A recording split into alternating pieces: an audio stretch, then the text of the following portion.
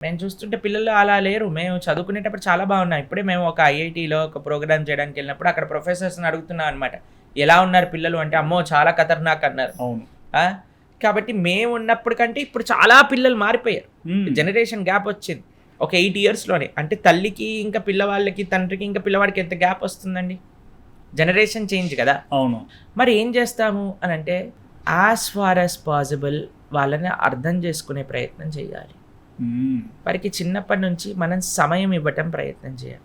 చాలామంది ఏమనుకుంటారంటే, పిల్లలతో గడపటం అంటే పిల్లలతో షాపింగ్ మాల్కి వెళ్ళి గడపడం, పిల్లలతో పార్క్కి వెళ్ళి గడపడం, పిల్లలతో సినిమాకి వెళ్ళి గడపడం, పిల్లలతో హోటల్కి వెళ్ళి గడపడం. అదొక్కటే గడపటం కాదండి, పిల్లలతో సేవ చేయటం కూడా ఒక గడపటమే.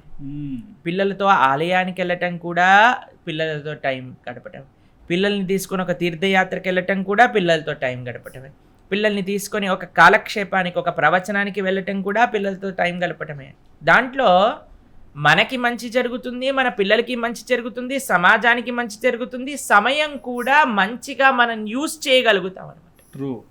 కాబట్టి మేము ప్రార్థన చేసేది ఏంటి అంటే, చిన్నపిల్లలు ఉన్న తల్లిదండ్రులకి మీరు పిల్లల్ని వారానికి ఒకసారి గుడికి తీసుకెళ్ళండి.